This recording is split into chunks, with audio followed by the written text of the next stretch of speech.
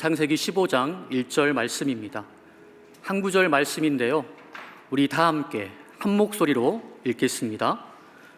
이후에 여호와의 말씀이 환상 중에 아브라함에게 임하여 이르시되, 아브라함아 두려워하지 말라. 나는 내 방패요 너의 지극히 큰 상급이니라. 아멘.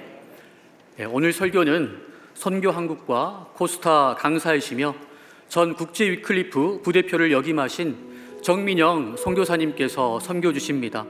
이제 정민영 선교사님 나오셔서 당신만으로 족합니다 라는 제목으로 말씀 전해 주실 텐데요, 우리 선교사님 나오실 때 큰 박수로 환영하도록 하겠습니다.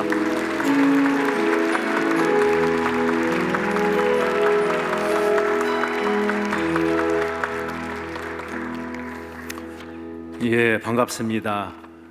지난 주말 우리 젊은이들하고 함께 복음의 본질이 우리에게 종교의 무거운 멍에를 짊어지게 하는 그런 의도가 아니고 사랑의 초청이고, 사랑의 멍에는 예수님이 말씀한 것처럼 종교의 멍에처럼 무겁고 힘든 것이 아니라, 우리가 사랑에 빠지면 그 사랑의 수고가 오히려 기쁨이 되는 것과 같은, 그래서 기독교 신앙의 본질은 우리를 종교꾼으로 만드는 것이 아니고 사랑꾼으로 만드는 것이다. 특별히 이제 성탄의 계절에 이 의미를 좀 더 깊이 곱씹어 봐야 하는 때라고 생각합니다. 믿지 않는 사람들도 다 암송하는 구절이 하나 있죠. 요한복음 3장 16절입니다.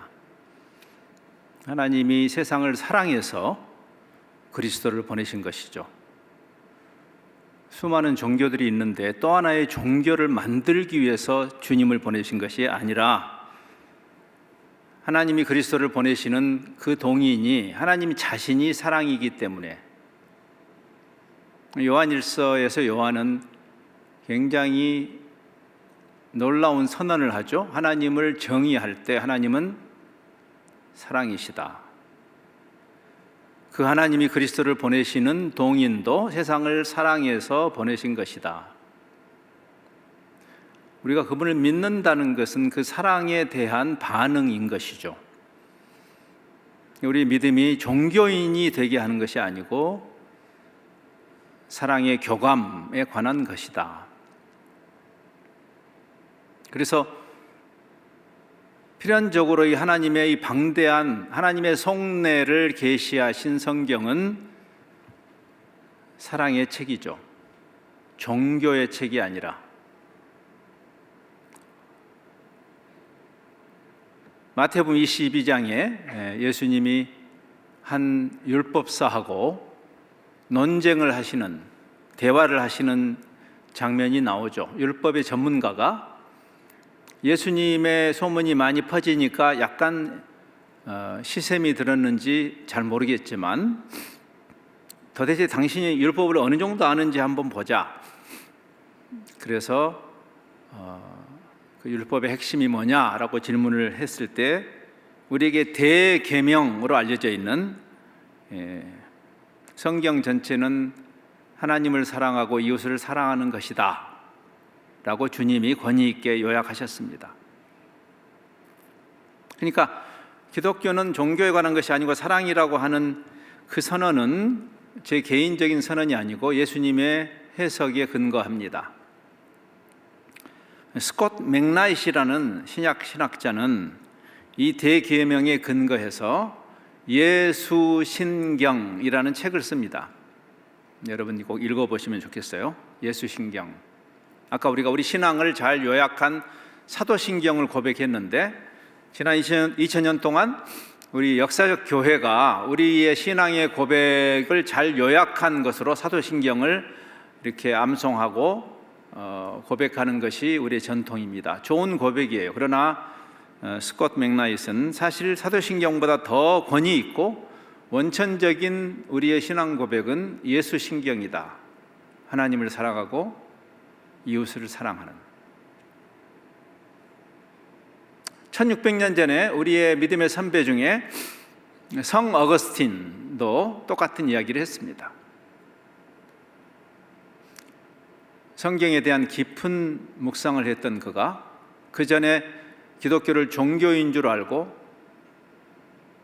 마니교라는 요즘으로 치면 신천지 같은 데 빠져 있던 그가 그 사슬에서 벗어나서 사랑의 종교로 회귀하게 되죠. 그의 고백록 같은 것은 우리가 반드시 읽어야 할 고전이죠. 그는 이런 얘기를 하죠. 성경 전체의 완성과 목적은 사랑이다 그랬어요. 하나님이 사랑이시고 사랑이신 하나님이 사랑의 복음을 우리에게 주셨고, 이제 이 성탄절 그리스도가 오신 것은 하나님 사랑의 클라이맥스죠. 절정이죠. 그래서 그 정리를 먼저 하면서 말씀 속으로 들어가야 할 필요가 있죠. 사랑에 관한 것이다 라는 그 대명제로 가는 것이 중요하지만 거기서 끝나면 안 됩니다. 왜냐하면 그러면 성경은 사랑을 어떻게 정의하는가? 아마 사랑이라는 개념만큼 오염되어 있는 개념이 있을까 싶습니다. 이 시대에. 그렇죠? 굉장히 고귀한 단어이고 개념인데 많이 오염되어 있죠. 세상에서뿐 아니라 우리의 일상에서도 I love you 하는 그 사랑이 제대로 정의되지 않은 사랑. 성경이 말하는 사랑이 무엇일까? 우리가 성경 전체가 하나님의 사랑에 관한 것이기 때문에 그 사랑의 그 깊이, 그 넓이를 헤아리고 배우는 그 일을 멈춰서는 안 되는 거죠. 성경이 두꺼운 이유입니다. 내년에 성경을 한번 통독하겠다, 필사하겠다 하는 입장에서 좀 짜증 나십니까? 하나님 왜 이렇게 두꺼운 책을 주셨어요? 용건만 간단히 말씀하시지.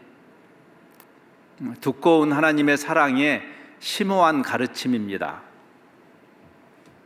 성경의 그 사랑에 대한 가르침은 무궁무진하고 우리가 흔히 사랑장이라고 알려져 있는 고린도전서 13장만 가지고도 1년 내내 묵상할 만한 내용이 있습니다.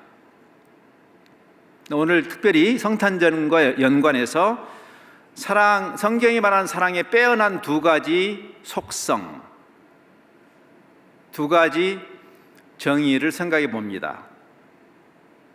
첫 번째 정의는 이것입니다. 예수님이 오심을 생각할 때 사랑은 조건이나 대가를 기대하지 않는, 무조건적으로 이타적으로 올인하는 것이다. 조금 길죠?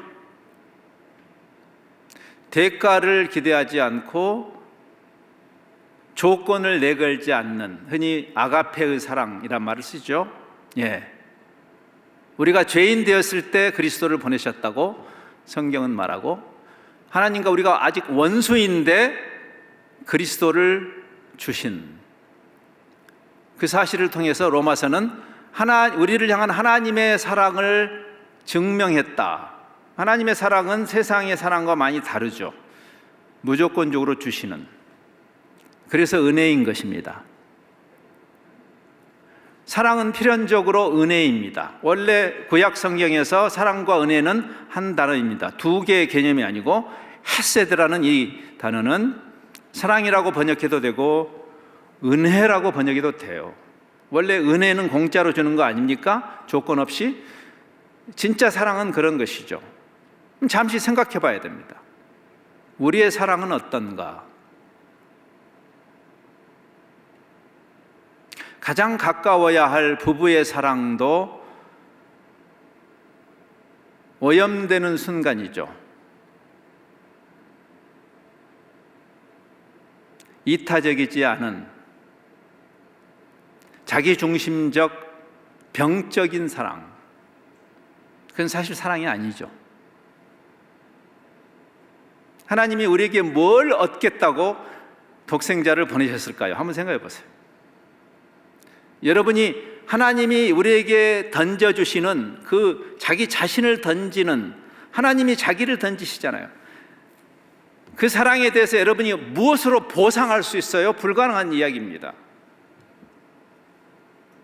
인간의 경험 세계에서 설명할 수 없는 어떠한 사랑에 관한 대하 드라마나 어떠한 문학 작품도 감히 흉내도 낼 수 없는 지독한 사랑, 그게 성탄절의 의미죠.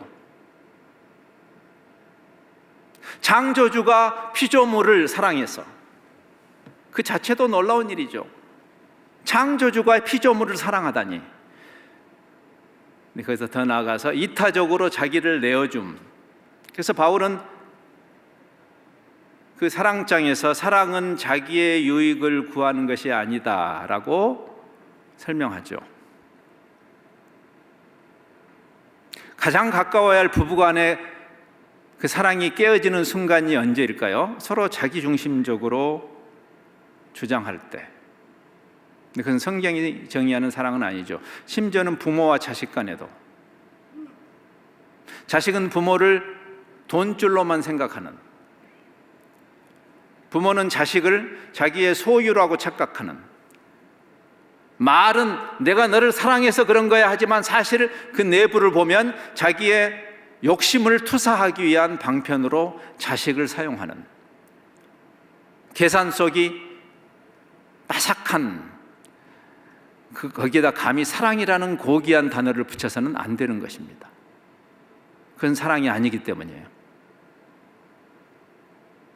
사랑은 자기의 유익을 구하지 않는다. 영어 성경에는 self-seeking이 아니다. 자기의 유익을 구하는 것이 아니고 사실은 우리 성탄절에 우리가 경험하는 것처럼 self-giving이죠. 자기를 던지는 것이다. 우리의 사랑이 만일 이런 사랑이라면 어떤 일이 일어날까요? 우리 교회 안에 어떤 일이 일어나고 세상에게 어떤 일이 일어날까요? 그래서 그런 사랑을 하신 하나님을 향한 우리의 마땅한 반응이 뭘까요? 그건 우리도 올인하는 것입니다. 그것을 성경은 헌신이라고 합니다. 헌신. 나를 그분에게 드리는 것이죠. 사랑의 상호성에 근거해서.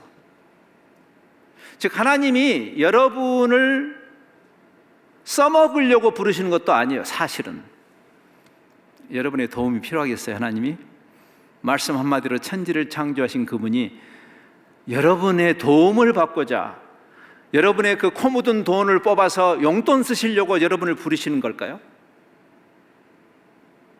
그러면 그 헌신의 자리는 뭘까요? 상호성 때문에 그렇습니다. 마태복음 13장에 하나님 나라의 비유에서 예수님이 이렇게 말해요. 하나님의 나라는 마치 어떤 농부가 밭을 갈다가 숨겨진 보화를 발견한 것과 같다. 이건 비유죠. 메타포입니다. 상상도 할 수 없었던 보물, 하나님 자신이죠. 그때 우리가 어떤 일을 하죠? 자기가 옛날에 귀하게 여겼던 모든 소유를 팔아서 그것을 샀느니라. 여러분, 하나님이 우리에게 헌신을 요구하실 때 하나님이 우리에게 주시는 가치와 우리가 하나님께 드릴 수 있는 가치는 비교가 되지 않죠. 그래서 원칙적으로 우리에게 희생이란 말은 적용되지 않습니다. 여러분이 오늘 코로나에도 불구하고 이 예배에 나오셨지만 잘하셨지만 그러나 이거 여러분의 공로가 될 수 없는 이유예요. 누가 먼저 죽게 드려서 되갚으심을 받겠느냐라고 바울은 로마서 11장에서 말하죠. 만물이 그분이 만드셨고 우리의 존재도, 우리가 방금 헌금 시간을 갖는 것도 사실은 헌금은 하나님께 용돈 드리는 행위가 아니죠. 헌물은 헌신의 상징일 뿐이에요. 사실 우리를 드리는 거죠. 그게 사랑의 상호성입니다. 그분도 자신을 던지셨고 우리도 그분에게 나를 드리는 것이죠. 그리스도의 사랑의 질이 여기까지 가야 되는 것이죠. 세상 속에서도 마찬가지죠. 계산하지 않는 사랑.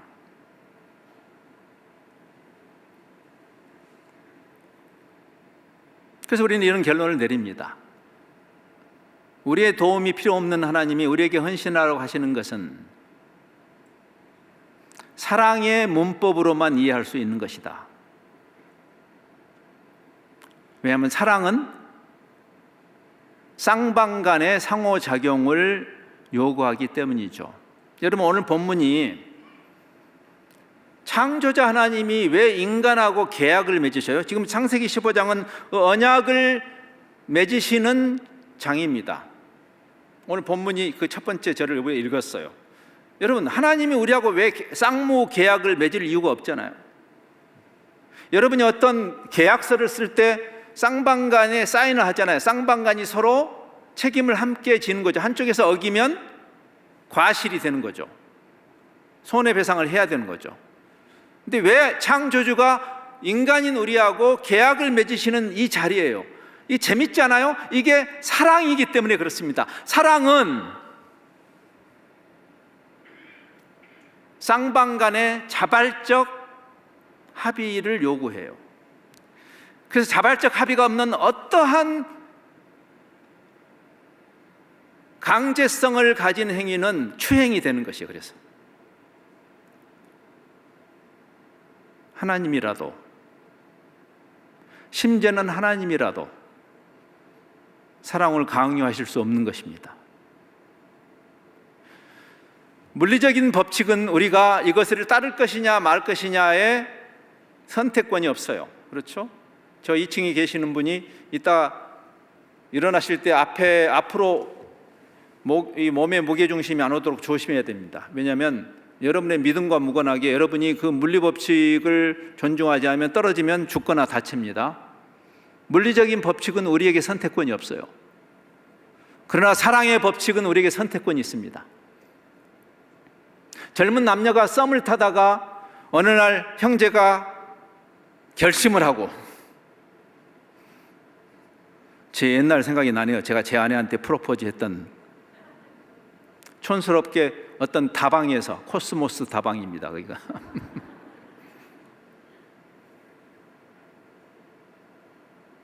그래서 사랑을 고백하는 것은 우리 자유지만 그 상대방이 예스 해야 성립되는 거죠. 그렇죠? 여러분 다 첫사랑에 한 번쯤 다 실패해 보셨잖아요. 그렇죠? 가슴이 메어지죠. 그 자매가 죄송한데 아닙니다. 제 타입이 아니네요. 하늘이 무너지죠. 그렇지만 어떻게 할 수가 없어요. 하나님도 우리에게 헌신하셨지만 그리스도를 보내심으로 우리에게 yes, no를 할 수 있는 권한을 주신 것입니다. 우리가 전도와 선교의 이름으로조차 강제하면 안 되는 이유예요. 잘못하고 있어요, 현대교회가. 사랑은 무례히 행치 않습니다. 아셨어요? 그래서 오래 참는 것입니다. 사랑의 첫 번째 속성, 사랑은 오래 참고 존중하기 때문에 그렇습니다. 강제하는 순간 사랑이 아니니까 부모라도 윽박질러서는 안 되는 것이에요.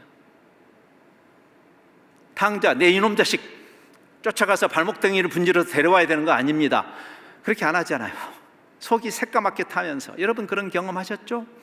본인이 탕자의 역할을 했던 분도 계실 거고, 이제 다시 부모가 되어서 방황하는 자식을 볼 때 속이 새까맣게 타는 거죠.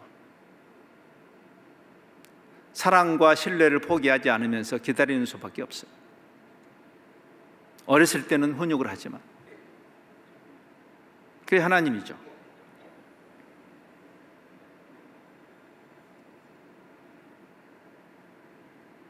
내가 문 밖에 서서 두드린다, 그렇게 초청은 하셔요. 그렇죠?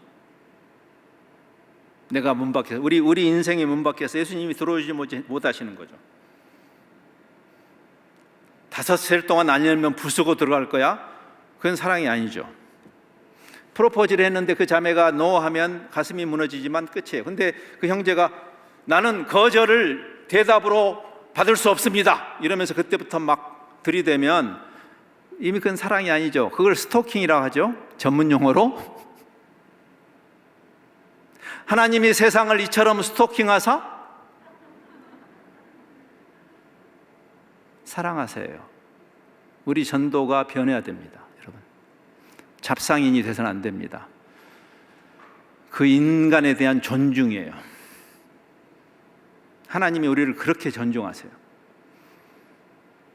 예수 믿어서 존귀해진 거 아닙니다. 인간이기 때문에 존귀한 것이에요. 하나님의 형상으로 만들었기 때문에.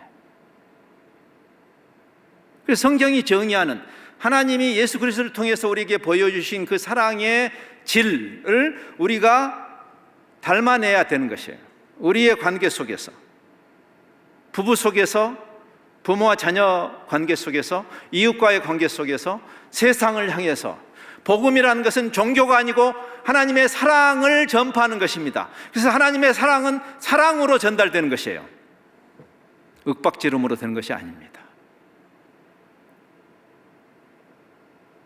근데 이 개념은 두 번째 개념을 낳습니다. 오늘 우리 본문, 우리 설교 제목이에요.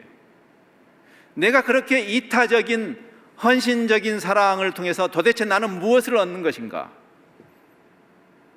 도대체 하나님은 창조자신데 뭐가 부족해서 우리를 향해서 그런 지독한 사랑을 하시고 독생자를 보내서 십자가에 죽게까지 하시는 그 하나님의 지독한 사랑의 결과 하나님은 뭘 얻는데요? 사랑하는 대상을 얻는 것입니다. 사랑은 사랑하는 대상을 얻는 것입니다. 사랑하는 대상이 갖고 있는 저금 통장 얻는 거 아닙니다. 그 사랑하는 대상이 갖고 있는 권력을 보고 접근하는 것은 사랑이 아닙니다. 우리 부모님들에게 제가 호소합니다. 성경이 정의하는 사랑의 근거에서 여러분의 자녀들이 정략 결혼하도록 하시면 안 됩니다. 그것은 사랑에 대한 모독이고 사랑하는 사람에 대한 모독입니다. 사랑이 아닌 어떤 일로도 결혼해서는 안 된다고 저는 믿습니다. 천박한 시대에 우리 살고 있어요. 천민자본주의에 빠져가지고 인간의 존엄성보다 돈이 더 위에 있는 그런 이상한 세상. 소망이 어디 있을까요? 하나님의 사랑밖에 없습니다. 인간을 존중해 주시는. 아브라함아, 오늘 본문이 그렇게 말하죠. 아브라함아, 지금 계약을 맺으시면서 사랑의 계약이죠. 너의 상급은 나다 라고 말씀하는 거예요. 하나님은 우리를 얻으시는 것이고 우리는 하나님을 얻는 것입니다.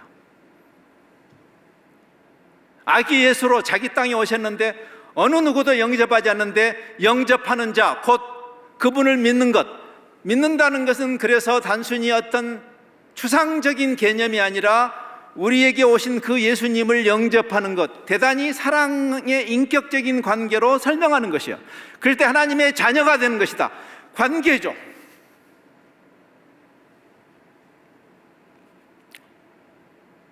(600년) 전에 우리에게 이 개념을 깊이 있게 설명해 주신 분이 한 분 있어요.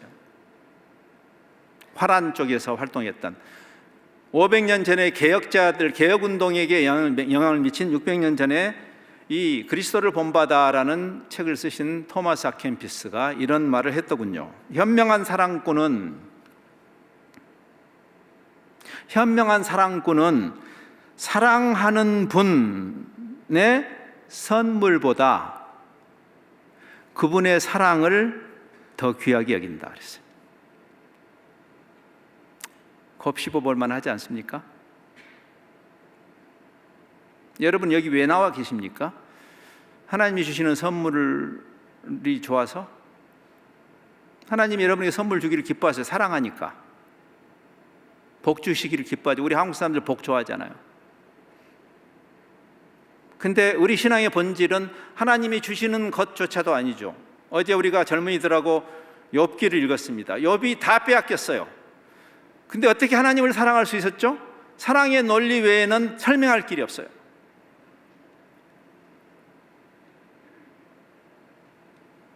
(3년) 전에 제가 우리 막내딸을 시집을 보내는데,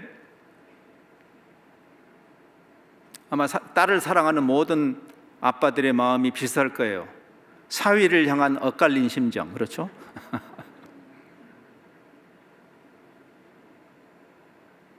이 둘이 와가지고 결혼하겠다고. 그런 다음에 자기들을 사랑해 주는 분이 주례를 하면 좋겠는데 아빠가 해주면 좋겠다고. 제가 주례를 했어요. 그러면서 많은 상념이 오갔습니다. 저희가 선교지에 갈 때 우리 막내가 막 태어났었거든요. 4개월 때 갔습니다. 그러니까 이렇게 커가지고 사랑에 빠져서 결혼하겠다고. 근데 옛날 생각이 났어요. 제가 선교부 일로 먼 출장을 다녀오면 새 아이들이 다 사랑스럽지만 특별히 막내의 자리가 있잖아요. 막내가 득달같이 뛰어와서 제 품에 안깁니다. 근데 1초도 안 돼서 제 가방을 보죠. 뭐 가져왔나. 나름대로 저를 사랑하지만 아직 그 선물에 집착하는 단계가 있죠. 아직 여물지 않은 사랑입니다. 근데 그 사랑이 성숙했다는 증거가 뭐죠? 시집갈 때쯤에는 선물이 필요 없어요. I love you, 아빠. 아빠 사랑해요. 하나님이 뭘 주실 것이 그렇게 중요합니까? 예, 저는 여러분이 갖고 온 기도 보따리 하나님이 다 들어주시기를 저도 원합니다. 요즘 어려운 시절이잖아요. 터널 끝이 안 보이잖아요. 그래서 여러분이 구하는 모든 것 하나님이 다 들어주시기를 저도 원합니다. 진심으로. 근데 아세요? 하나도 안 들어주셔도 상관없어요. 미안합니다. 하나도 안 들어주셔도 그게 욥이 우리에게 보여준 신앙의 본질이에요. 그분을 가졌으니까. 지금 아브라함에게 말하는 거예요. 이 언약은 우리 복음의 원형입니다. 여러분이 갈라디아서를 읽어보면 갈라디아 교인들에게 바울이 언약을 끌어다가 복음을 설명해요. 근데 그 복음의 밑바닥에는 종교가 있는 것이 아니고 사랑하는 하나님과 우리와의 사랑의 관계가 있는 것이에요. 너는 나를 가졌지? 됐어. 나는 너를 갖는다. 그래서 헌신이라고 제가 말씀드렸습니다. 초대교회를 생각해 보십시오. 아니, 신약 성경에 나오는 신약교회를 생각해 보세요. 그 사람들이 만일 조건부였다면 하나님을 사랑하고 예배할 이유가 하나도 없는 사람들이었던 거 아시죠? 지금 우리가 경험하는 것도 물론 쉽지 않지만 이것은 사실 솔직히 말하면 2000년 교회 역사를 놓고 보면 명함을 내밀기 힘든 어려움입니다. 지금 우리가 당하는 어려움은. 미안합니다. 근데 그건 사실이에요. 예수 믿는 것 때문에 죽습니까? 이 시대에? 죽는 것도 있어요. 그 당시에 그 환난과 핍박과 역경 속에서 사랑이 무조건적이라고 그랬죠. 그 조건과 무관하게 그들이 어떻게 기뻐하고 평안할 수 있었을까요? 바울은 고린도후서에서 이렇게 말합니다. 우리 같은 질그릇에 그리스도라는 보화가 담겨져 있기 때문이다. 우리가 질그릇인데 이것도 비유죠. 그리스도라는 보화가 담겼다. 상황 끝.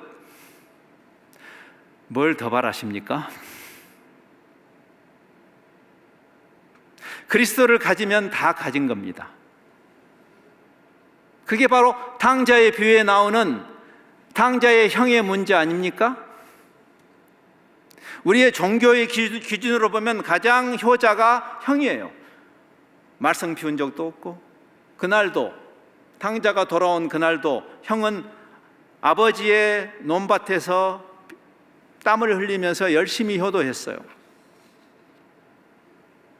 코로나에도 불구하고 예배에 나오신 여러분처럼 범생이죠. 예, 잘 나오셨어요. 근데 무엇이 여러분을 동기유발을 합니까? 무엇 때문에 나오셨습니까, 여기에? 어떤 힘에 의해서, 어떤 기대감을 가지고 나오신 거예요? 아버지가 주는 것? 그게 그 형의 문제예요. 아버지가 상급이에요. 아버지가 가진 게 상급이 아니고. 근데 그 주는 것을 본 것이죠. 탕자의 형은. 그렇죠? 야, 이 철다성이 없는 놈아. 아버지가 그러죠. 너는 나와 함께 있지 않느냐?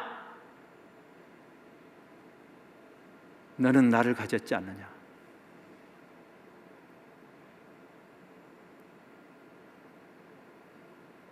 하나님 우리를 사랑하시고 일용할 양식을 주시기를 기뻐하시고 필요한 것을 공급해 주시기를 기뻐하시는 하나님 맞습니다. 해코지 않은 것을 즐기는 하나님 아닙니다. 그러나 우리 신앙의 본질은 그분이 주시는 것에 있지 않고 주시는 분에게 있습니다.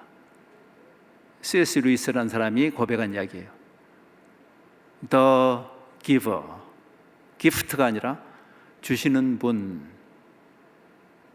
헤아려 본 슬픔이라는 책에서 그가 이 고백을 해요. 기가 막힌 책입니다. 이 시대 복음의 복음됨을 가장 탁월하게 설명해낸 분 중에 한 분이 C.S. 루이스인데,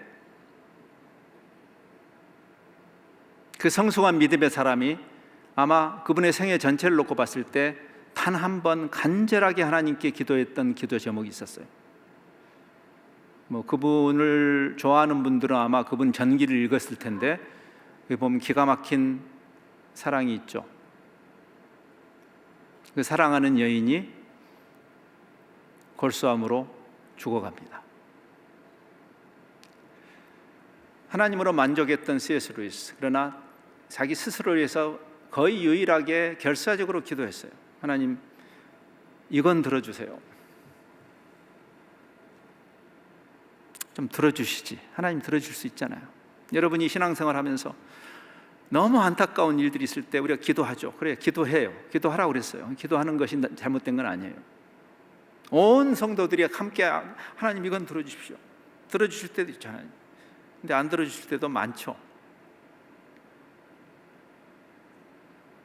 그 사랑하는 여인이 정말 너무 야속한 스토리예요. 인간적으로 하나님을 향해서 그 사랑하는 여인을 장례를 치르면서 C.S. 루이스가 한 말입니다. 그녀도 나도 아무것도 잃은 것은 없다. 나 같은 질그릇에 그리스도가 있으니까. 주시는 분을 가졌으니까. 주시는 것이 아니라 그것이 사랑의 논리인 것입니다. 거기까지 가셔야 되는 것이에요. 지금 그 초청을 하기 위해서 오시는 거예요. 주님이. 우리 사랑하자고.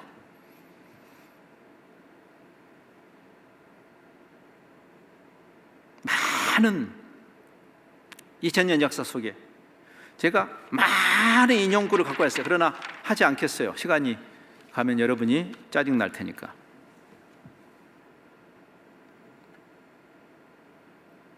성경이 정의하는 사랑, 성탄절을 맞아서 하나님께서 우리에게 가르치시고 보여주신 사랑,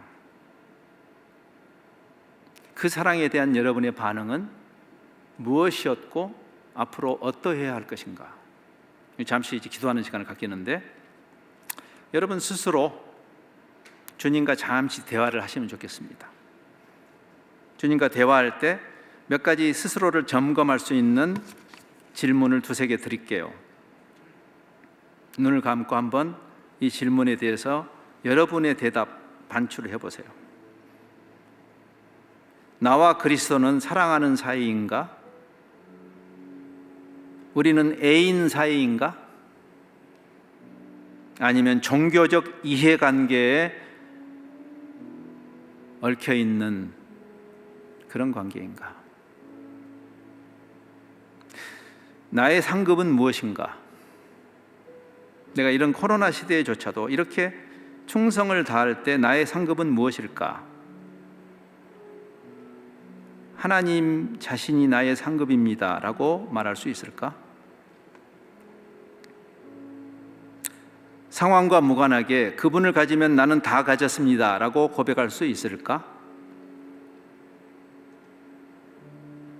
나의 존재와 나의 삶은 하나님과 사랑에 빠진 사람의 모습을 드러내는가? 나는 종교인인가 사랑꾼인가?